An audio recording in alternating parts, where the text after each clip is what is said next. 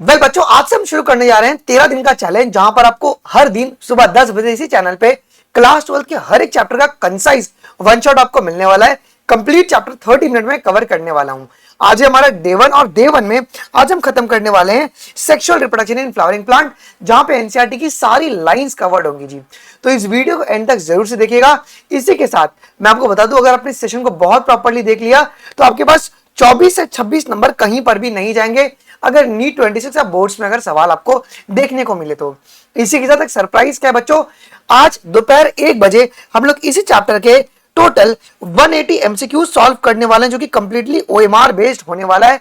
और कैसे OMR based होगा, इसका डिटेल्ड इंफॉर्मेशन मैं आपको वीडियो के एंड में दे दूंगा। तो सबसे पहले आइए हम लोग हमारे टॉपिक को शुरू करते हैं। जब एनसीईआरटी में शुरू करते हैं तो आपका इंट्रोडक्शन से वो बात करता है। ओके, एनसीईआरटी सबसे पहली पॉइंट क्या कहती है कि जितने भी फ्लावरिंग प्लांट्स हैं वो सेक्सुअल रिप्रोडक्शन शो करते हैं।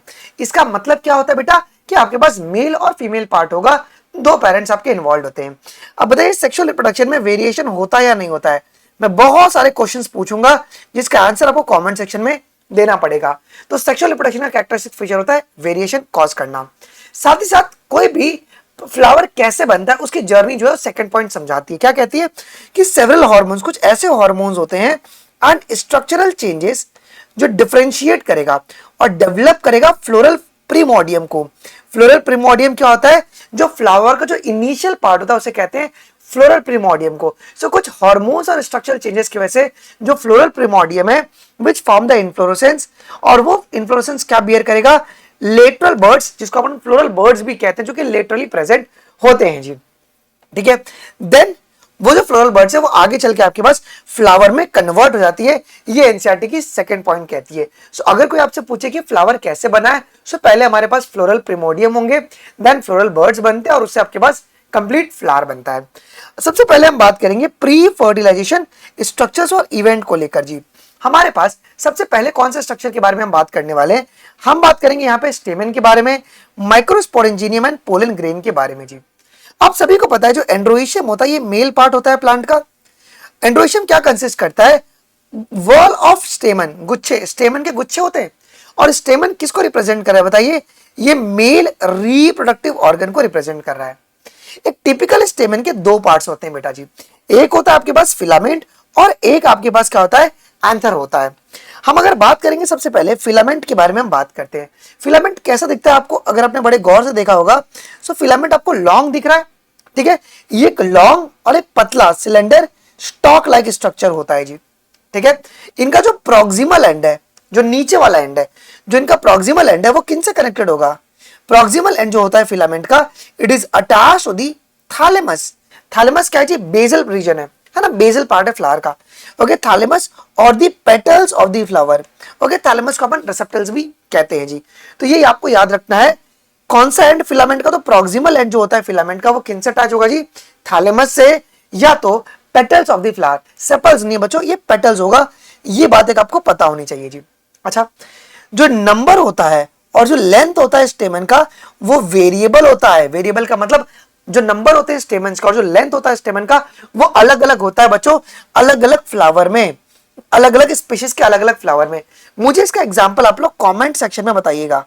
इसके दो एग्जांपल कौन कौन से आपके एनसीईआरटी में दिए हुए हैं, ये एक भी एग्जांपल आप बता दोगे तो भी चलेगा। सेकंड पॉइंट जो है आपके पास, सेकंड पार्ट होता है एंथर। एंथर कहां पर मिलता है आपको? ये टर्मिनल रीजन पे आपको देखने को मिलता है। कुछ इस प्रकार से एंथर प्रेजेंट होते हैं जी। ठीक है, तो ये टर्मिनल रीजन पे मिलता है, जो जनरली बाई लोब्ड होते हैं, दो लोब देखने को मिलता है। और हर एक लोब में तुम्हारे पास कितना थीका होंगे बच्चों? आपके पास दो थीका होगा। हर एक लोब में, ईच लोब में आपके पास दो थीका इस तरीके से प्रेजेंट होते हैं जी। इसके लिए हम लोग डाइथीकस इसे कहते हैं जी। ठीक है, एक लॉन्जिट्यूडनल ग्रूव पास हो रहा है क्या? Offer a longitudinal groove runs length wise, जो कि इन थीका को सेपरेट कर रहा है। एक ग्रूव पास होता है लॉन्जिट्यूडनली जो कि इन दोनों थीका को आपके पास सेपरेट करता है जी। ओके, जब बोला गया यहाँ पे थीका को सेपरेट कर रहा है, इसका मतलब है कि वो लोब्स को भी सेपरेट कर रहा है वो। तो ये बात एक आपको पता होनी चाहिए। अच्छा, अब जो एंथर होता है ना बेटा, वो तुम्हारा फोर साइडेड है। इसका मतलब है कि वो टेट्रागोनल आपके पास होता है जी। अभी आगे मैं आपको डायग्राम यहाँ पे दिखाऊंगा, टेट्रागोनल होता है। ठीक है, टेट्रागोनल स्ट्रक्चर है consisting of the four microsporangia, जो कि लोकेटेड है कहां पे? कॉर्नर में लोकेटेड है टू इन ईच लोब। अब हर एक लोब में अगर हम इसको तोड़ दें इस तरीके से, ये 2 लोब हो गया। ओके, हर एक लोब में आपको क्या मिलेंगे जी, 2 माइक्रोस्पोरेंजिया आपको देखने को मिल जाएंगे जी।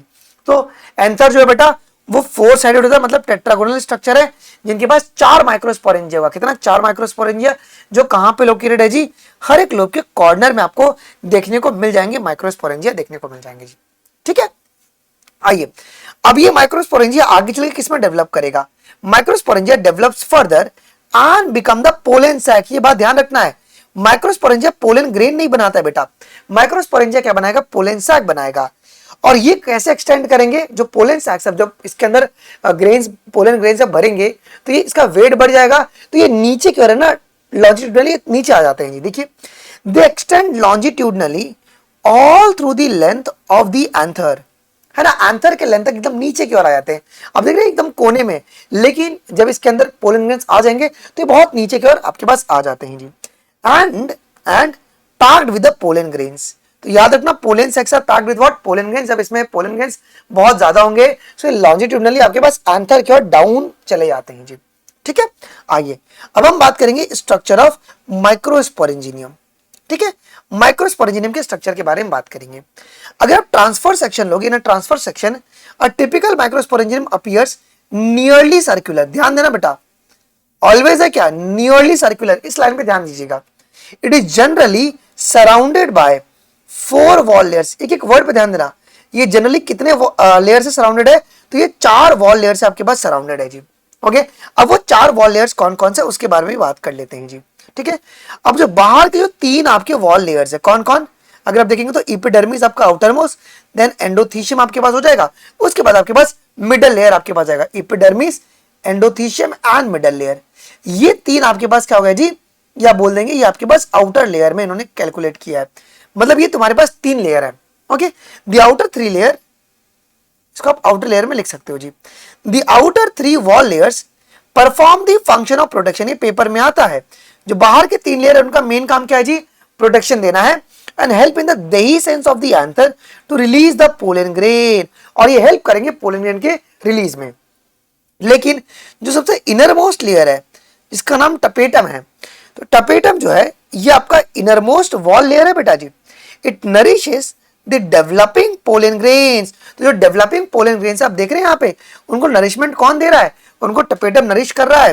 तो ये आपको ध्यान में रखना, इनर मोस्ट लेयर जो है टपेटम, वो नरिश करेगा डेवलपिंग पोलन ग्रेन को। डेवलपिंग पोलन ग्रेन यहाँ पे लिखा गया है, पोलन ग्रेन को डेवलप नहीं, पोलन ग्रेन को नरिश नहीं कर रहा है, डेवलपिंग पोलन ग्रेन को नरिश कर रहा है। इस पॉइंट को ध्यान में रखिएगा। जो सेल्स होते हैं टपेटम के, वो क्या कंटेन करते हैं? They contain the dense cytoplasm and they have more than 1 nucleus. ये बात ध्यान रखिएगा, डेवलपिंग पोलन ग्रेन है और यहां पे जो सेल्स हैं टपेटम के, वो मल्टी न्यूक्लियड हो गए क्या? बिकॉज मोर देन 1 न्यूक्लियस है। सो अगर कोई पूछे तो टपेटम जो है ये आपका मल्टी न्यूक्लियड होता है। ये बात आप लोग बोल दीजिएगा जी। ठीक है, डेंस साइटोप्लाज्म होगा और मोर देन 1 न्यूक्लियस देखने को मिलेगा, पहली बात। दूसरी, जो स्पोरोजिनस टिश्यूज होती हैं, बड़े गौर से देखेंगे यहाँ पे बीच में आपको स्पोरोजिनस टिश्यूज देखने को मिल रही है जी।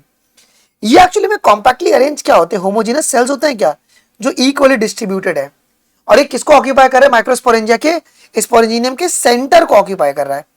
ये बात ही पता होना चाहिए जी सर, इसने माइक्रोस्पोरेंजियम के सेंटर को ऑक्यूपाई किया है जी। अब हम बात करेंगे माइक्रोस्पोरोजेनेसिस के बारे में। माइक्रोस्पोरोजेनेसिस क्या होता है? It's a process of formation of microspore from pollen mother cell, है ना। पोलन मदर सेल की प्लॉइडी क्या होगी बेटा जी? ये डिप्लॉइड होगी। सो आपका यहाँ पे क्या बोला गया है कि यहाँ पर हम लोग माइक्रोस्पोर का फॉर्मेशन कर रहे हैं, जो कि हैप्लॉइड है। किससे बन रहा है? पोलन मदर सेल से बन रहा है। देखो, जैसे जैसे एंथर डेवलप करेगा, अब एंथर है बाइलोब डिस्ट्रक्शन, जब वो डेवलप करेगा तो जो सेल्स हैं स्पोरोजिनस टिश्यू के, जिनको हम लोग क्या कह रहे हैं, जो कुछ जो सेल्स हैं वो किसकी तरह बिहेव करने लगेंगे? पोलन मदर सेल की तरह बिहेव करने लगेंगे। ओके, ये जो पीएमसी है वो किसके सेल्स हैं? ये बेटा स्पोरोजिनस टिश्यू के ही सेल्स हैं। तो जो कुछ सेल्स होते हैं ना स्पोरोजिनस टिश्यूज के, वो पीएमसी की तरह बिहेव करने लगते हैं और वो मियोसिस में जाएंगे, मतलब रिडक्शन डिवीजन में जाएंगे। बिकॉज पीएमसी के आपके पास ये डिप्लॉयड स्ट्रक्चर है, ये मियोसिस करेंगे और क्या बनाएंगे बेटा? It will form the microspore, जो कि आपका हैप्लॉइड होगा, और ये टेट्राड 4 आपके पास बनते हैं जी। कुछ इस प्रकार ये गुच्छे में बनते हैं, इस तरीके से ये गुच्छे में आपके पास बन जाएंगे माइक्रोस्पोर टेट्राड।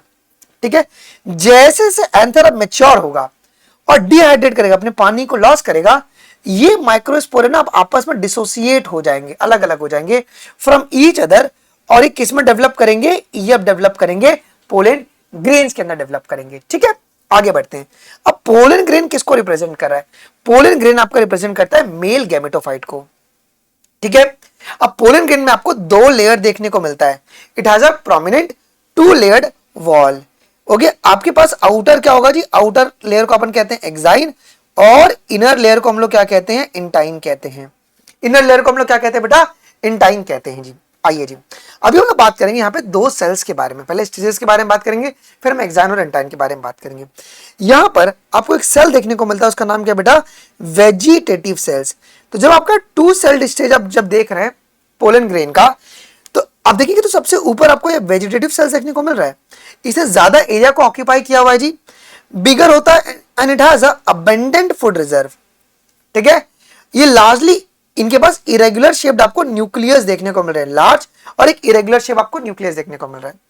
ओके, अब हम बात करेंगे एक्साइन के बारे में, जो कि आउटर मोस्ट लेयर है। ये कौन सा लेयर है बेटा? ये आपका आउटर मोस्ट लेयर है। तो ये आउटर हार्ड लेयर है, ये आउटर हार्ड लेयर है जो किनसे मिलके बना है आपका? ये स्पोरोपोलिनिन से मिलके बना है। किनसे? स्पोरोपोलिनिन से मिलके बना हुआ है। ठीक है, and it has a germ pores. इसके पास आपको जर्म पोर भी देखने को मिलेगा। जो आउटर लेयर्स होते हैं ना, आपको छोटी छोटी सी ओपनिंग देखने को मिलेगी, जिनको हम लोग कहते हैं जर्म पोर, जहां पे आपके स्पोरोपोलिनिन एब्सेंट होते हैं। जर्म पोर ये वो रीजन है जहां पे स्पोरोपोलिनिन आपके एब्सेंट होते हैं। अब इस स्पोरोपोलिनिन के बारे में अभी आपको और जानकारी दूंगा जी। ठीक है, सो आउटर लेयर किनसे मिलके बना? आपका स्पोरोपोलिनिन से मिलके बना है। बहुत सारे रीजन में आपके स्पोरोपोलिनिन एब्सेंट होते हैं, उस रीजन को बेटा जी अपन क्या कहते हैं? जर्म पोर कहते हैं जी। ठीक है, अब हम लोग आगे की ओर बढ़ते हैं। अब हम बात करेंगे जनरेटिव सेल्स के बारे में, जो कि आपका ये नीचे वाला सेल है। देख रहे हैं यहाँ पे जनरेटिव सेल्स, तो ये आपके स्मॉल है और ये फ्लोट कर रहा है in the cytoplasm of the vegetative cells. ये पेपर में आता है, very very very important line. जो जनरेटिव सेल्स है छोटे होते हैं और ये वेजिटेटिव सेल के साइटोप्लाज्म में फ्लोट करते हैं। ये स्पिंडल शेप्ड है विद डेंस साइटोप्लाज्म, और आपको न्यूक्लियस देखने को मिलेगा, है ना? डेंस साइटोप्लाज्म और आपको न्यूक्लियस भी देखने को मिलेगा जी। ठीक है, अब हम बात करेंगे इंटाइन वाले लेयर के बारे में बहुत डिटेल में। देखिएगा अभी इंटाइन कैसा लेयर है, तो ये इनर वॉल लेयर है और ये थिन होता है और ये कॉन्टिन्यूअस है, मतलब किसी प्रकार का भी यहाँ पे ओपनिंग नहीं होगा। जैसे जंप था ना एक्साइन में, यहाँ पे किसी प्रकार का भी ओपनिंग नहीं होता है। ये थिन होता है और कॉन्टिन्यूअस होता है, मतलब कंप्लीट होगा पूरा। ये सेलुलोज और पैक्टिन से मिलकर बना है। एक बात ये आपको पता रखना है बेटा जी।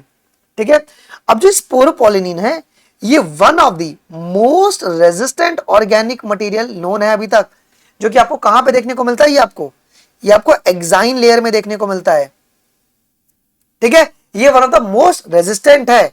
It can withstand the high temperature, strong acid, even ये अल्कलाई को भी होल्ड कर सकता है जी। ठीक है, no enzyme that can degrade it has been known. कोई भी एंजाइम इसको डिग्रेड नहीं कर सकता। Pollen grain are well preserved as a fossil due to it. अगर कोई पूछे कि पोलन ग्रेन को फॉसल की तरह प्रिवेंट किसकी वजह से कर पा रहे हैं, तो आप लोग बोलिएगा ड्यू टू इट का मतलब कौन है? वो है स्पोरोपोलिनिन। इसकी वजह से हम लोग कर पा रहे हैं जी। ठीक है, पोलन ग्रेन जनरली तुम्हारे स्फेरिकल होते हैं क्या, एंड मेजरिंग 25 से 50 माइक्रोमीटर इन डायमीटर। ये एक आपको पता होना चाहिए जी। ओके, इन ओवर 60% एंजियोस्पर्म में जो पोलन ग्रेन्स होता है, वो कितने स्टेज पर शेडिंग होती है? 2 सेल स्टेज पे शेडिंग होती है। इसका मतलब क्या होगा जी कि वेजिटेटिव और जनरेटिव के साथ ही ये रिलीज होगा। 60% एंजियोस्पर्म है, but in the 40% of species generative cells जो होते हैं वो माइटोटिकली डिवाइड करके 2 मेल गैमेट बना लेते हैं before the pollen grain are shedded. इसे 3 सेल्ड स्टेज कहते हैं। समझिए यहाँ पे 60% एंजियोस्पर्म में क्या हुआ जी, वेजिटेटिव और जनरेटिव सेल्स के साथ ही तुम्हारे पास पोलन ग्रेन रिलीज हो गया है। लेकिन 40% ऐसे तुम्हारे पास स्पीशीज हैं जहां पे जो जनरेटिव सेल्स है ना, जो छोटे वाले सेल्स थे, उसने माइटोटिक डिवीजन करके 2 मेल गैमेट बना दिया। तो मतलब 2 मेल गैमेट और एक वेजिटेटिव सेल्स, है ना? तो ये 3 सेल के साथ ये रिलीज करते हैं। कितने परसेंट? 40%। तो ये बात आप लोग ध्यान में रखिएगा। अब pollen grains of many species can cause a severe allergies, chronic respiratory disorder cause कर सकता है, जैसे कि एज्मा एंड ब्रोंकाइटिस। अब जो पार्थिनियम में बच्चों, ये कैरेट ग्रास है। तो पार्थिनियम कैसे आया था इंडिया में?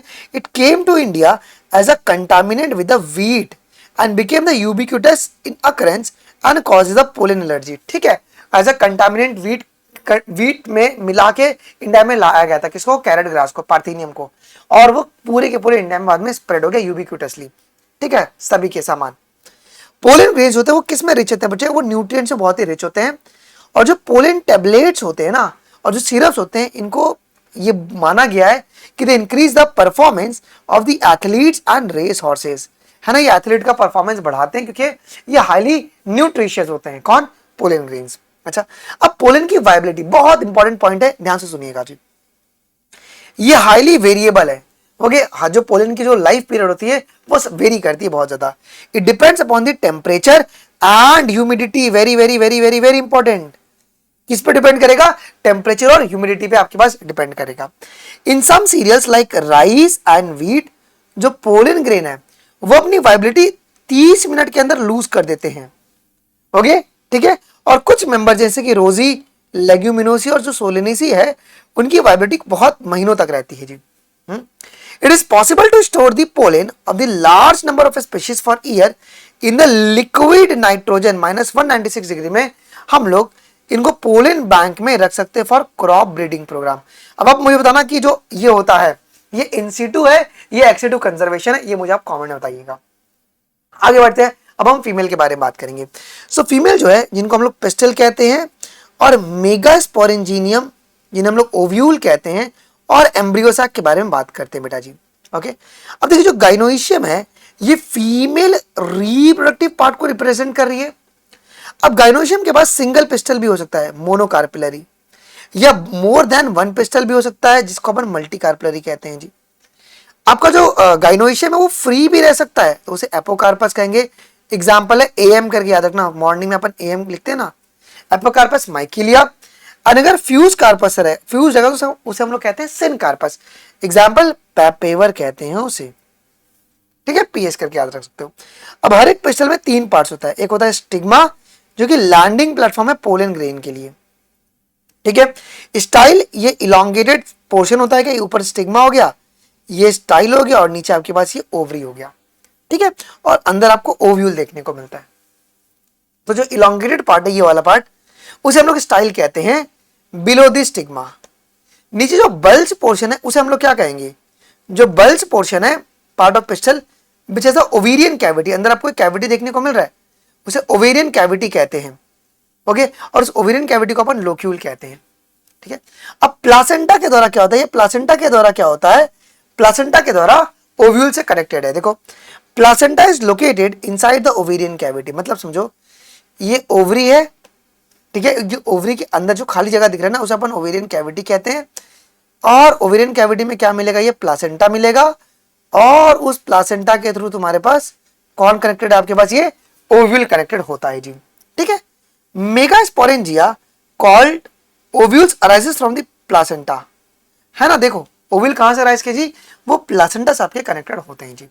ठीक है, आइए जी, अगर एक ओव्यूल रहता है ओवरी में, जैसे कि वीट, पैडी और मैंगो में क्या है जी, इनकी ओवरी में एक ही ओव्यूल्स हैं। ठीक है, आइए, बहुत सारे अगर ओव्यूल्स हैं इन दी ओवरी, जैसे कि पपैया, वाटरमेलन एंड ऑर्किड्स। ठीक है, इनके ओव्यूल में इनके ओवरी जो ओवरी है उनमें बहुत सारे आपको ओव्यूल्स देखने को मिल रहा है, याद रखेंगे, ओवरी के अंदर आपको ओव्यूल देखने को मिलता है जी। ठीक है, आइए अब आगे की ओर बढ़ते हैं।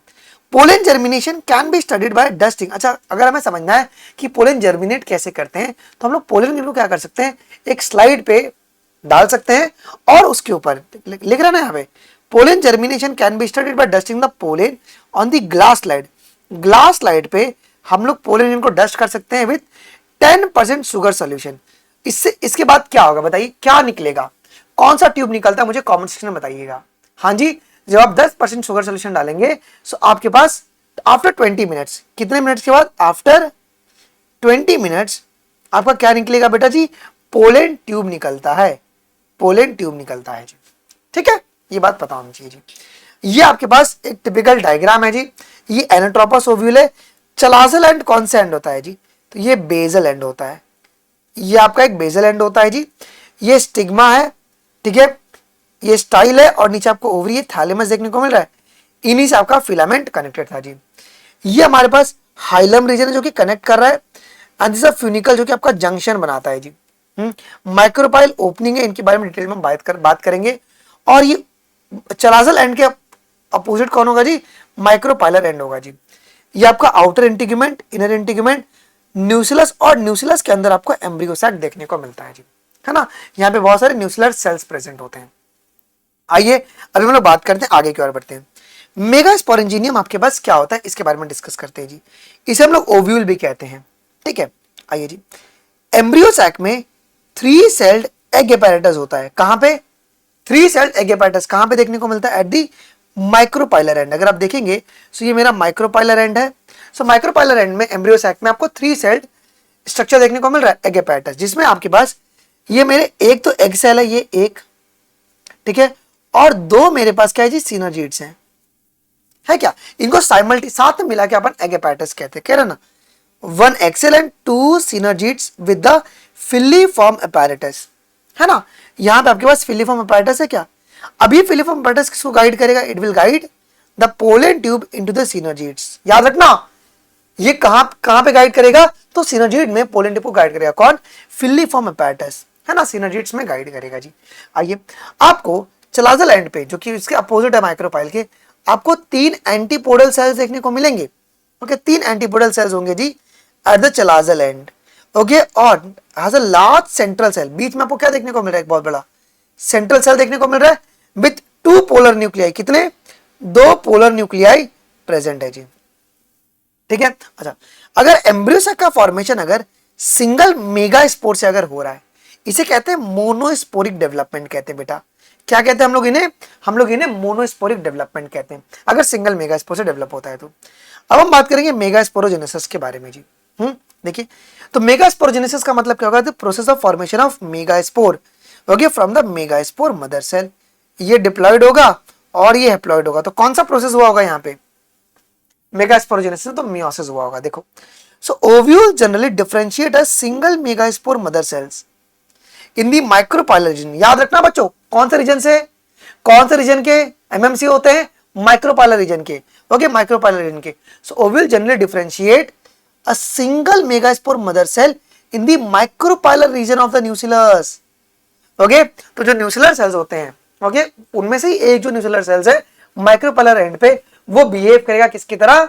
वो बिहेव करेगा एमएमसी की तरह, ठीक है। तो जो मेगास्पोर मदर सेल्स हैं वो मियोसिस करेंगे, रिडक्शनल डिवीजन करेंगे और बनाएंगे 4 मेगास्पोर, जिनकी प्लॉइडी आपकी हैप्लॉइड होगी जी, बिकॉज एमएमसी जो है वो आपके पास डिप्लॉइड है। अब आगे क्या होगा देखिए, अब फीमेल गैमेटोफाइट और एम्ब्रियो से कैसे बन रहा है। तो इन the majority of the flowering plant एक ही मेगास्पोर आपका बच जाएगा फंक्शनल, और बाकी के तीनों के आपके डिजेनरेट कर जाएंगे जी, ठीक है।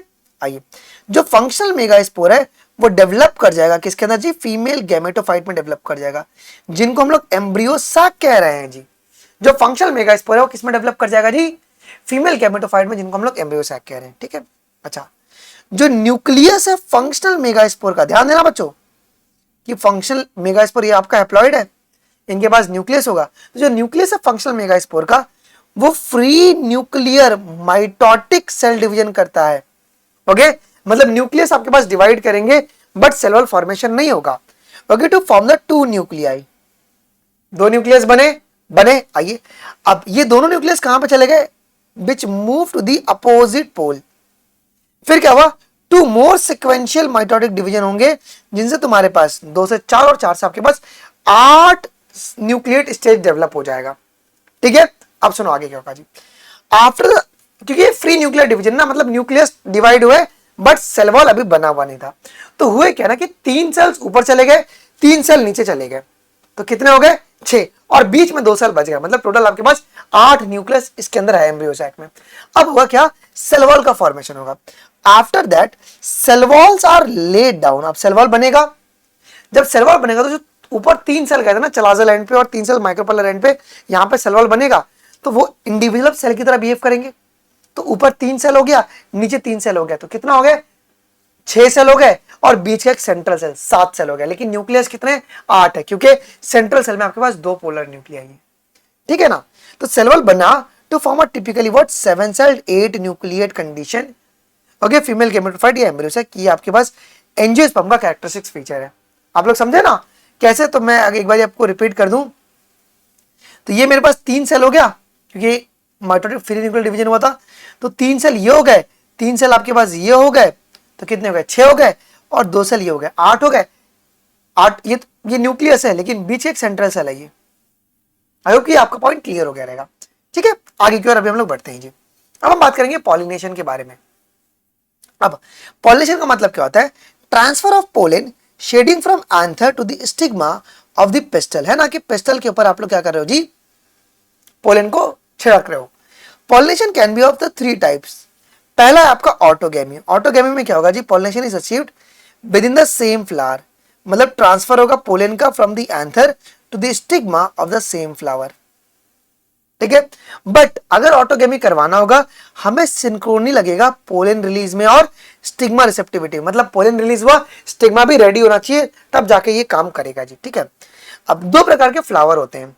एक फ्लावर तो इसको अपन कहते हैं ऑटोगेमी, आपको 2 प्रकार के फ्लावर में देखने को मिलता है।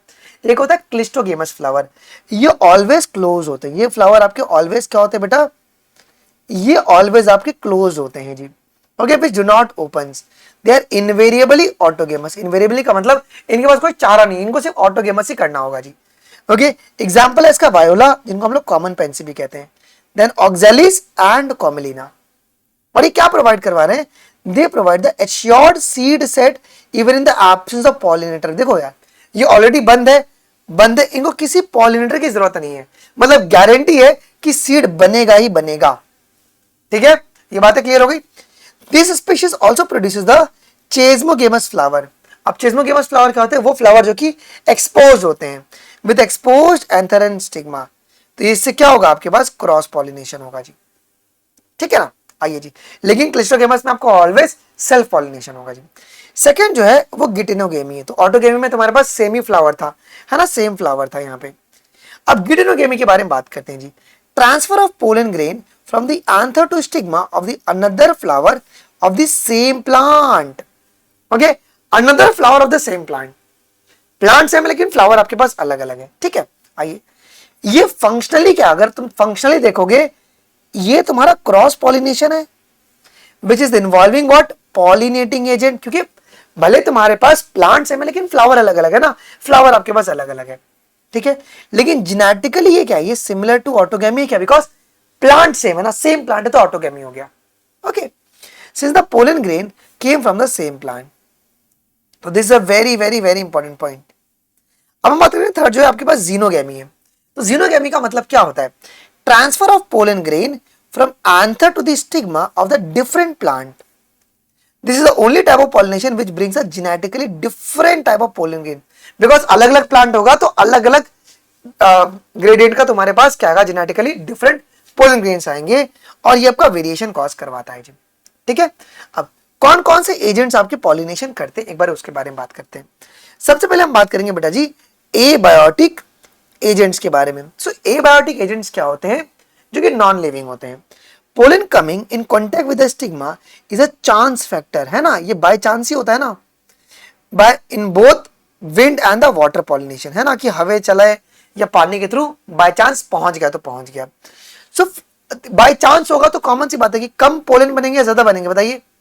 अगर ये चांस फैक्टर है तो ये असर्शन रीजन का एक सवाल बन सकता है। सुनिए, so flower produces enormous amount of pollen, इसके लिए इनको बहुत ज्यादा पोलन बनाना पड़ता है when compare to the number of ovules available for the pollination, है ना। अगर आप कंपेयर करोगे नंबर ऑफ ओव्यूल्स के बेसिस पे, है तो एक ही ना, बट पोलन बहुत बनते हैं जी, क्योंकि बाय चांसली हो सकता है कि जाए या हो सकता है ना जाए। ठीक है, it is to compensate what, a loss of the pollen grain, ठीक है, बाय चांस हो रहा। सो पहला कौन सा एबायोटिक तुम्हारा विंड पॉलिनेशन है। इस इट रिक्वायर्स व्हाट, अब जो यहाँ पे पोलन का फीचर क्या क्या होना चाहिए, देखो रेड में हाईलाइट किया हुआ है, लाइट नॉन स्टिकी पोलन होना चाहिए, so that they can be transported by the wind current, है ना। जो पोलन है हल्का होना चाहिए और नॉन स्टिकी, वो चिपकना नहीं चाहिए इजीली।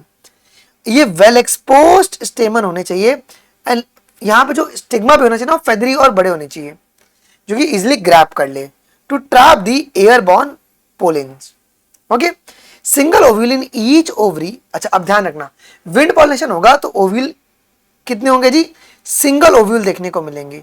इसका एग्जांपल मेरे को एक बार कमेंट में बताइएगा, मैंने पीछे बताया था आपको। And numerous flower in the inflorescence. Okay, tassels in the corn होते हैं क्या, आपको टेसल्स देखने को मिलता है कॉर्न में, to trap the pollen grains, जिसको अपन ईयर्स भी कहते हैं। तुम्हारी न्यू एनसीईआरटी इसको क्या कह रही है जी, ईयर्स कहती है, न्यू एनसीईआरटी इसको ईयर्स कहती है। आपको ईयर्स देखने को मिलते हैं कॉर्न में। ओके, आइए, क्वाइट कॉमन क्या है, grasses is the common example of wind pollination. Grasses quite common लिखा है यहाँ पे इसने।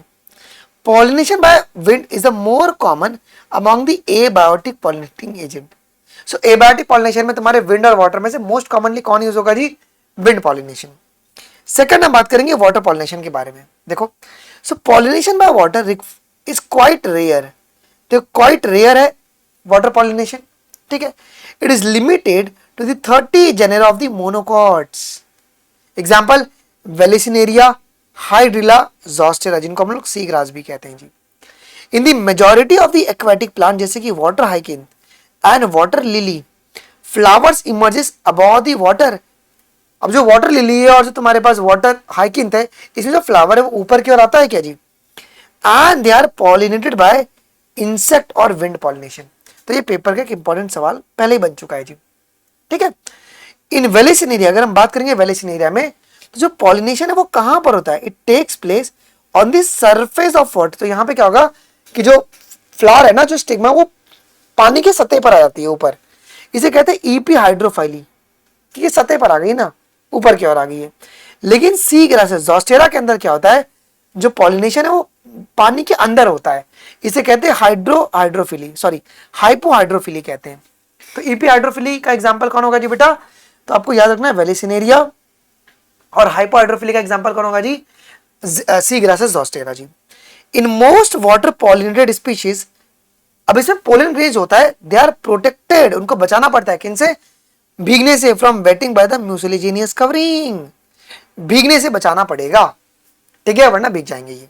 आइए, अगर हम बात करेंगे बायोटिक एजेंट्स के बारे में, अगर हम बात करते हैं बायोटिक एजेंट्स के बारे में, सो मेजॉरिटी ऑफ जो फ्लावरिंग प्लांट्स है वो किनको यूज करती हैं, they use a range of animals as a pollinating agent, जैसे कि बीज हो गई, बटरफ्लाईज हो गई, फ्लाइज हो गई, बीटल्स हो गई, वैस्प हो गई, एंट हो गई, मॉथ हो गई, बर्ड्स, बर्ड्स में भी कौन सी, sunbird and hummingbird paper में आ सकता है, और बैट्स, ठीक है। अमंग एनिमल भी सबसे ज्यादा किससे पॉलिनेशन होता है, इंसेक्ट, पर्टिकुलरली इंसेक्ट में भी कौन, bees are the dominant pollinating agent, bee से बहुत ज्यादा आपको पॉलिनेशन देखने को मिलता है जी, ठीक है। सम प्रीमेट्स जैसे कि लीमर्स, ठीक है, आर्बोरियल जैसे कि ट्री ड्यूलिंग या रोडेंट है ना, इवन जो चूहे, और इवन रेप्टाइल्स जैसे कि gecko lizards and garden lizards are also the pollinators in the some species, है ना। आइए जी, अब इंसेक्ट पॉलिनेटिंग फ्लावर्स, अब जब इंसेक्ट पॉलिनेशन करेगा तो इसके लिए फ्लावर्स के पास कुछ फीचर्स होने चाहिए, क्या, सो फ्लावर्स बड़े होने चाहिए, कलरफुल होने चाहिए, फ्रेग्रेंट होने चाहिए, मतलब अच्छे सुगंध आने चाहिए उसमें से, and rich in the nectar, nectar में बहुत ही रिच होने चाहिए। Small flower are clustered in the inflorescence to make them conspicuous, okay, जिससे कि बहुत ही इजीली विजिबल हो जाते हैं जी, है ना, जो छोटे फ्लावर्स है वो एकदम गुच्छे में बन जाते हैं जी। आइए, तो लाइन बहुत इंपॉर्टेंट था ये वाला लाइन भी, flowers which is pollinated by the flies and beetles, ये क्या सिक्रेट करते हैं बच्चों, अगर कोई भी फ्लावर जो है उनको पॉलिनेट जो है फ्लाइज या बीटल्स कर रहे हैं, तो वो सिक्रेट करेंगे फाउल ओडर। कौन सिक्रेट करेगा जी, ये फ्लावर सिक्रेट करेंगे टू अट्रैक्ट दिस एनिमल्स, है ना, फाउल ओडर सिक्रेट, जिससे कि ये अट्रैक्ट हो जाएंगे। अब देखो, नेक्टर एंड पोलन ग्रेन जो है ना, ये यूजुअली तुम्हारे फ्लोरल रिवॉर्ड्स होते हैं, ठीक है। In some species floral rewards are in providing, कभी कभी क्या होता है, फ्लोरल रिवॉर्ड्स के तौर पे अंडे दे सकते हो, टू ले दी एग इन दी अमॉर्फोफाइलस। तो अमॉर्फोफाइलस का हाइट कितना है मुझे एक बार बताइएगा। अब जो स्पीशीज है मॉथ का और यूका प्लांट का, ये लोग, इनकी बहुत ही अलग सिम्बायोटिक एसोसिएशन कह सकते हो आप, they can not complete their life cycle without each other. So moth अपने अंडे जो है यूका प्लांट्स के अंदर दे देता है, और यूका उसके लिए, और फिर बाद में मॉथ क्या प्रोवाइड कर देगा, तो यूका ने उसको प्रोवाइड कर दिया अंडे देने का जगह, और मॉथ उसको पॉलिनेट कर देगा। तो दोनों का एकदम स्ट्रॉन्ग रिलेशनशिप है। ठीक है, अब हम बात करेंगे आउटब्रीडिंग डिवाइसेस के बारे में जी। अब ये क्या होती हैं? जो फ्लावरिंग प्लांट्स होती हैं, they have developed many devices to discourage self pollination. आपको पता है कि ज्यादा सेल्फ पॉलिनेशन होगा तो उससे क्या होगा जी, इनब्रीडिंग डिप्रेशन हो जाएगा, है ना, इनब्रीडिंग डिप्रेशन। तो प्लांट्स भी देखो कितना शातिर है, okay, they have a method to discourage this and to encourage the cross pollination. For example देखो, पोलन क्या रिलीज करेगा, pollen releases and stigma receptivities are not synchronised. मतलब जो पोलन रिलीज है और जो स्टिग्मा की जो रिसेप्टिविटी है, अगर वो सिंक्रोनाइज नहीं होगी तो कॉमन सी बात है सेल्फ पॉलिनेशन नहीं होगा। तो एक तरीका ये है। दूसरा क्या है, एंथर और स्टिग्मा जो है उनको आप अलग अलग पोजीशन पे रख दो, so that pollen can not come in contact with the stigma of the same flower. तीसरा तरीका क्या है, सेल्फ कंट्रोल, मतलब self incompatibility. Self incompatibility is a genetic mechanism which prevents self pollination, self pollen from fertilizing the ovule by inhibiting the pollen germination। रोक देगा germination को और अब पोलन ट्यूब ग्रो ही नहीं कर पाएगा पिस्टल के अंदर। इसे कहते हैं सेल्फ इनकम्पैटिबिलिटी। अगर देखेगी कि भैया तो मेरा पोलन है, रिजेक्ट करना शुरू हो जाएगा। ठीक है, आइए जी, अब प्रोडक्शन ऑफ अगर तुमने यूनिसेक्सुअल फ्लावर बना दिया, मतलब मेल और फीमेल अगर अलग अलग कर दिया, तो भी तुम्हारा सेल्फ पॉलिनेशन रुक जाएगा जी। अच्छा, अब इन कैस्टर और मेज जो कि तुम्हारे मोनोइशियस हैं क्या जी, मतलब सेमी पार्ट प्लांट पे तुम्हारे मेल और फीमेल रहेंगे, तो इनमें जो ऑटोगेमी है ना इज प्रिवेंटेड। ऑटोगेमी को तुम रोक सकते हो उनका पोजीशन चेंज करके, बट गिटिनोगेमी को प्रिवेंट नहीं कर सकते हो जी। डैश जिसमें अलग अलग है, जैसे कि पपैया और डेट पाम, यहाँ पे ऑटोगेमी और गिटिनोगेमी आप दोनों को प्रिवेंट कर सकते हो जी। सो एक पेपर में तुम्हारे सवाल आता है जो कि आपको पता होना चाहिए। अच्छा, अब हम बात करेंगे पोलन पेस्टल इंटरेक्शन के बारे में जी। ओके, अब पोलन पेस्टल इंटरेक्शन क्या कहता है, its ability of pistil to recognise the pollen followed by its acceptance और रिजेक्शन। जैसे कि अगर एप्पल का पोलन अगर आके ऑरेंज के पोलन पे गिर जाए, एक एग्जांपल दे रहा हूं, तो उसको रिजेक्ट करना पड़ेगा ना, उसके स्पीशीज का है ही नहीं। तो होता क्या ना कि जो स्टिग्मा होती है वो सेंस कर लेती है कि भाई ये तो मेरा वाला है, किसी और का है, अगर अपना वाला रहेगा तो आने देगी, वरना आने नहीं देगी जी। ठीक है, is the result of the continuous dialogue. अभी डायलॉग किसके बीच में हो रही है जी, सो पोलन ग्रेन के बीच में हो रही है और पिस्टल के बीच में। पिस्टल पूछ रही क्या तू मेरा वाला है, पोलन कह रहा है ना ना ना मैं गलत एड्रेस पे आ गया हूँ। ओके, ये डायनामिक प्रोसेस होता है जी। अच्छा, it is mediated by the chemical components of the pollen interacting with those of the pistol, है ना, ये केमिकल की भाषा में बात करते हैं जी। अच्छा, अगर कंपैटिबल पॉलिनेशन अगर होगा कि भाई मेरा वाला है ये, सो पोलन ट्यूब ग्रो करेंगे through the tissues of the stigma, stigma के थ्रू ग्रो करेंगे, स्टाइल के थ्रू ग्रो करेंगे, and the content of pollen grains moved into the pollen tube. अब जो भी कंटेंट है पोलन ग्रेन का वो पोलन ट्यूब में आ जाएगा जी। ठीक है, अब जो ग्रोइंग पोलन ट्यूब है ये क्या कैरी करेगा, ये दो non motile male gamete carry करेगा। क्या गाइस ध्यान से, ये जो पोलन ट्यूब है ध्यान देना कौन कैरी कर रहा है, पोलन ट्यूब आपके दो नॉन मोटाइल है, ये नॉन मोटाइल मेल गैमेट्स होंगे जो ओवरी के पास जाएगा and enters the ovule through a micropyle. ध्यान देना माइक्रोपाइल के थ्रू एंटर करेंगे and then enters one of the synergids, है ना, ये सिनर्जीड्स में एंटर करेंगे किसके थ्रू, फिलिफॉर्म एपार्टस, बिकॉज वही तो इनको गाइड कर रहा है, उनका मास्टरमाइंड यही है, which guides the entry of the pollen tube, है ना। ये तो ये तुम्हारे पास माइक्रोपाइल के थ्रू सिनर्जीड्स में, एक सिनर्जीड्स में जाएंगे through the filiform apparatus. All this event from the pollen deposition on the stigma until the pollen tube enters the ovules are together referred to as a pollen pestil interaction। तो pollen का drop हो के अंदर तक आने का पूरा जो प्रोसेस है उसे अपन क्या कहेंगे जी, पोलन पेस्टल इंटरेक्शन जी। अब हम बात करेंगे आर्टिफिशियल हाइब्रिडाइजेशन के बारे में बात करते हैं। देखिए, अब in such a crossing a desired pollens are used for pollination. अगर हम चाहते हैं कि मैं अपने टाइप का ही पोलन ग्रेन लाकर डालूं, तो हम लोग आर्टिफिशियली उसको डालना पड़ेगा ना। An stigma is protected from contamination from unwanted pollen by emasculation। emasculation का मतलब क्या होगा कि हम लोग जो उसका खुद का एंथर रहेगा ना उसको हम लोग काट के निकाल देंगे कि वो उसको पॉलिनेट ना कर पाए, इमेस्कुलेट कर देंगे हम। रिमूवल ऑफ एंथर को अपन कहते हैं इमेस्कुलेशन। और बैगिंग कर देंगे जी, उस फीमेल पार्ट का जो स्टिग्मा है उसको बैग कर देंगे और जो मेरा डिजायर्ड पोलन होगा ना मैं वही छिड़कूंगा इसके ऊपर लाके। ओके, अच्छा, if the female parent bears a bisexual flowers, emasculation, bisexual रहेगा मतलब मेल फीमेल अगर साथ में रहेगा, so emasculation is followed by the bagging and rebagging, तो बैगिंग करेंगे, पहले तो इमैस्कुलेशन करके आंसर निकाल दिया, फिर उसको बैग कर दिया सो दैट की अनवांटेड पोलन ना आए, ठीक है। फिर हमने बैग खोल के अपने डिजायर्ड पोलन को डाल के वापस से रीबैगिंग कर दिया after dusting the mature pollen from the fruit develop for a fruit development, ठीक है। अच्छा, लेकिन अगर कोई फीमेल फ्लावर अगर यूनिसेक्सुअल है, मतलब मेल फीमेल अगर अलग अलग है, there is no need of emasculation, कोई जरूरत नहीं इमैस्कुलेशन की जी, ओके। प्रॉब्लम क्या आता है कि बार बार अगर सेल्फ पॉलिनेशन अगर हुआ ना, उससे इनब्रीडिंग डिप्रेशन हो सकता है जी, ओके। बच्चा अब हम बात करते हैं आगे की ओर, ओके। 10 मिनट एक्सीड कर गया, बट मैं डिटेल में समझा रहा हूं आपको। डबल फर्टिलाइजेशन के बारे में बात कर लेते हैं, क्या कह रहा है। तो यहाँ पे जो पोलन ट्यूब क्या रिलीज करेगा बताइए, ये दो मेल गैमेट को रिलीज करेगा, कहां पर रिलीज करेगा, तो साइटोप्लाज्म में, किसके साइटोप्लाज्म में, वन ऑफ द सिनर्जीड्स, ठीक है। अब तो दोनों तुम्हारे मेल गैमेट सिनर्जीड्स के साइटोप्लाज्म में रिलीज हो गए। अब one of the male gamete, उसमें से एक मेल गैमेट तुम्हारे एक्स से फ्यूज करेगा, जो कि डिप्लॉइड जाइगोट बनाएगा, जिन्हें हम लोग सिनगैमी कहते हैं बेटा जी, सिनगैमी कहते हैं। और जो दूसरा मेल गैमेट है वो मूव करेगा टुवर्ड दी पोलर न्यूक्लियाई, है ना, जो सेंट्रल सेल में जो पोलर न्यूक्लियाई ना, उनके पास जाएगा और फ्यूज करेगा with them to produce what, triploid primary endosperm nucleus, जो कि जिसको अपन ट्रिपल फ्यूजन कहते हैं जी, ठीक है। अब सिनगैमी और जो ट्रिपल फ्यूजन होता है, इसको हम लोग कहते हैं डबल फर्टिलाइजेशन, और ये इवेंट यूनिक होता है फ्लावरिंग प्लांट के लिए।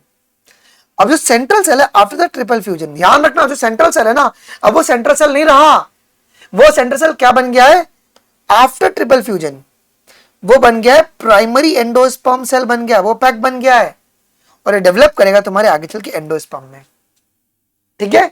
ये बात पता होनी चाहिए, ठीक है। पहले हम लोग एपोमिक्सिस और पॉलीएम्ब्रियोनी के बारे में बात करेंगे, उसके बाद सीड डेवलपमेंट के बारे में बात करेंगे, ठीक है। कुछ स्पीशीज है तुम्हारी एस्टेरेसी की और ग्रासेस की, जिनके पास एक स्पेशल मैकेनिज्म होता है टू प्रोड्यूस द सीड, ये लोग विदाउट फर्टिलाइजेशन सीड को प्रोड्यूस करते हैं, जिसको हम लोग एपोमिक्सिस कहते हैं जी। ये एक प्रकार का ए सेक्सुअल रिप्रोडक्शन है, जो कि मिमिक्री कर रहा है, किसकी, सेक्सुअल रिप्रोडक्शन की मिमिक्री कर रहा है जी, ठीक है। ये हो गया एपोमिक्सिस। अब कुछ ऐसे स्पीशीज है जहां पे जो डिप्लॉइड एग सेल्स होता है, आपके पास एग सेल्स यूजुअली हैप्लॉइड होती है ना, नॉर्मली एग सेल्स क्या होती है, हैप्लॉइड होती है, लेकिन कुछ ऐसे स्पीशीज है जहां पे डिप्लॉइड एग सेल्स आपको देखने को मिलता है बेटा, ठीक है, विच is formed without reduction division, मतलब ये जो एग सेल्स बनी है ना, इनमें किसी प्रकार का रिडक्शन डिवीजन नहीं हुआ है, और एक सीधा किस में डेवलप करेंगी जी, एम्ब्रियो में डेवलप करेंगी विदाउट फर्टिलाइजेशन, इसको अपन कहेंगे पॉली एम्ब्रियोनी कहेंगे, क्योंकि यहां पे क्या हो गया जी, आपके पास डिप्लॉइड क्या है जी, एग सेल्स है, ठीक है। यहां पर रिडक्शन डिवीजन में नहीं हुआ है, ये कुछ स्पीशीज में देखने को मिलेगा, और ये डिप्लॉइड एग सेल्स है ना, वो आगे चल के आपके पास एम्ब्रियो में डेवलप कर जाती है, ठीक है। चलिए, अब इन दी सिट्रस एंड मैंगो जो न्यूसिलर सेल्स होते हैं ना, न्यूसिलर सेल्स याद है माइक्रोपाइलर वाले, ये प्रोट्रूड करेंगे इनटू द एम्ब्रियो सैक और एम्ब्रियो में डेवलप कर जाएंगे। तो ऐसे so each ovule contain the many embryo, तो इसका मतलब अब एक तो नहीं, बहुत सारे न्यूसिलर सेल है ना, सो कुछ बहुत सारे न्यूसिलर सेल मिलके आएंगे एम्ब्रियोज में कन्वर्ट हो जाएंगे, इसको अपन कहते हैं पॉली एम्ब्रियोनी। जब बहुत सारे न्यूसिलर सेल्स आके एम्ब्रियोज में कन्वर्ट हो जाए विदाउट रिडक्शन डिवीजन, इसे कहेंगे पॉली एम्ब्रियोनी, ठीक है। चलिए, अब हम बात करेंगे बेटा जी किसके बारे में, पोस्ट फर्टिलाइजेशन डेवलपमेंट के बारे में, ओके, जिसके अंदर एंडोस्पर्म और एम्ब्रियो डेवलपमेंट होता है जी, ठीक है। 2 स्लाइड है, इसके बाद आपके पास ये खत्म हो जाएगा, ठीक है। चलिए, सो पहला हम लोग बात करेंगे एंडोस्पर्म के बारे में बात करते हैं जी, ठीक है। एंडोस्पर्म डेवलपमेंट जो है, इट प्रिसाइड्स एम्ब्रियो डेवलपमेंट, ठीक है। मतलब एंडोस्पर्म पहले डेवलप होगा क्या, पहले एंडोस्पर्म डेवलप होगा, सेंट्रल सेल से तुम्हारा पैक बना प्राइमरी एंडोस्पर्म सेल्स, और वो प्राइमरी एंडोस्पर्म सेल जो है वो आप क्या बन गया, एंडोस्पर्म बन गया। सो पहले एंडोस्पर्म बनेगा और उसके बाद तुम्हारे पास एम्ब्रियो डेवलपमेंट शुरू होगा जी, ठीक है। अब जो cells of triploid endosperms are filled with किससे, एंडोस्पर्म किससे फिल्ड है, reserve food material and use by the developing embryo, ठीक है। मोस्ट कॉमन टाइप जो है एंडोस्पर्म का, वो न्यूक्लियर टाइप एंडोस्पर्म है, क्या, पेन, प्राइमरी एंडोस्पर्म न्यूक्लियस, है ना। ये किस में जाएंगे, it undergoes a successive nuclear division to give a free nuclei. Free nuclei का मतलब ऐसा न्यूक्लियस जिनके पास सेल वॉल नहीं होगा, ठीक है। Example coconut water and surrounding white kernel which is called cellular endosperm, है ना। ये किसका एग्जांपल है, सेल्यूलर एंडोस्पर्म का है। तो पहले आपका एंडोस्पर्म बन जाएगा, सेकंड अब हम बात करेंगे एम्ब्रियो डेवलपमेंट के बारे में। अच्छा, it develops at the micropylar and, याद रखना बेटा, तो ये एम्ब्रियो सेल के माइक्रोपाइलर एंड पे डेवलप करेगा वेयर जाइगोट इज सिचुएटेड। अच्छा, most zygote divide only after certain amount of endosperm is formed. कुछ एंडोस्पर्म बन गया तभी तुम्हारे पास डेवलप करेंगे, क्या करते हैं, एम्ब्रियो डेवलपमेंट शुरू होती है जी। This adaptation provides assured nutrition, इसका मतलब है कि न्यूट्रिशन रहेगा तभी भैया जाइगोट जो है वो एम्ब्रियो में डेवलप करेगा, वरना जाइगोट एम्ब्रियो में डेवलप नहीं करने वाला है। टू द डेवलपिंग एम्ब्रियो, ठीक है। जो अर्ली स्टेज होता है एम्ब्रियो डेवलपमेंट का, मतलब एम्ब्रियोजेनी जो होता है वो सिमिलर होता है मोनोकॉट्स में और डाइकॉट्स में। जैसे कि इन डाइकॉट्स, ध्यान देना है बेटा, in dicots zygote forms what, pro embryo, फिर से उससे क्या बनेगा, ग्लोबुलर, उसके बाद हार्ट शेप्ड, और उसके बाद लास्ट में मैच्योर एम्ब्रियो बनेगा। ये स्टेप आपको याद रखना है जी। एक टिपिकल डाइकॉट एम्ब्रियो के पास एम्ब्रियोनल एक्सिस और 2 कॉर्ड मिलेगा, ठीक है। जो ईपी कोटाइल है वो किस में टर्मिनेट कर जाएगा बच्चों, वो प्लीमियल में टर्मिनेट कर जाएगा, जिन्हें हम लोग स्टेम का टिप कहते हैं जी, ठीक है। जो हाइपोकोटाइल है, जो कि नीचे का रीजन है, वो टर्मिनेट करेगा it's lower tip in the radical और रूट टिप, जो किन से कवर्ड होगा, रूट कैप से कवर्ड होगा। अच्छा, जो एम्ब्रियो होता है मोनोकॉट का, इट हैज ओनली 1 कॉटिलेडॉन, एक ही कॉटिलेडॉन होंगे मोनोकॉट में। In the grasses family it is called scutellum, grass में उसी एक कॉटिलेडॉन को अपन स्क्यूटलम कहते हैं। तो सर दूसरा कॉटिलेडॉन किधर गया, वो रेड्यूस हो गया, रेड्यूस कॉटिलेडॉन को अपन इपीब्लास्ट कहते हैं। तुम्हारी एनसीईआरटी में डायग्राम दिया हुआ है, मैं लिखा रहा हूं, इपीब्लास्ट क्या होता है जी, रेड्यूस्ड कॉटिलेडॉन, ठीक है। अच्छा जी, सो इट जो आपका स्क्यूटलम है it is toward the lateral side of the embryonal axis. Radical और रूट कैप है वो किनसे कवर्ड है बच्चों, विथ अनडिफरेंशिएटेड शीथ, बेटा जी ध्यान रखिएगा, with undifferentiated sheath called coleorhiza. अब जो इपिकोटाइल है it has a shoot apex, okay, और a few leaf primordia enclose in the foliar structure which is called coleoptile. So this is should be known to you guys.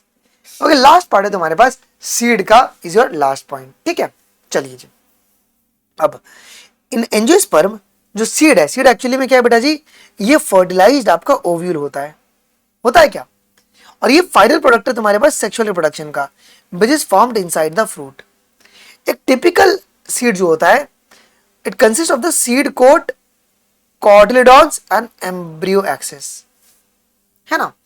Mature seed may be non albuminous, ये ex albuminous, having what, ये आपको किस में देखने को मिलेगा, dicots में देखने को मिलेगा, है ना। डाइकॉट्स तुम्हारे पास नॉन एल्बुमिनस होते हैं।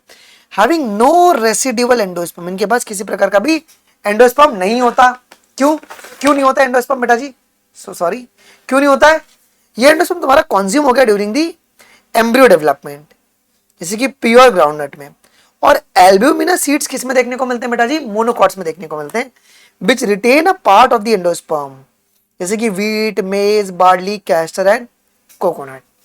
लेकिन कैस्टर क्या है तुम्हारा, कैस्टर क्या है, ये डाइकॉट है कि मोनोकॉट है, और एक्सेप्शन कौन होगा एल्ब्यूमिनस और नॉन एल्ब्यूमिनस का, वो मुझे कमेंट में आप लोग बताइएगा, ठीक है। अच्छा, ब्लैक पेपर में और बीट में यहाँ पे न्यूक्लियस, जो बचे हुए न्यूक्लियस रहते हैं, okay, remnant of nucleus are also persistent, आपको न्यूक्लियस बचे हुए मिलते हैं किसमें, ब्लैक पेपर में और बीट के अंदर, जिनको हम लोग पेरिस्पर्म कहते हैं जी।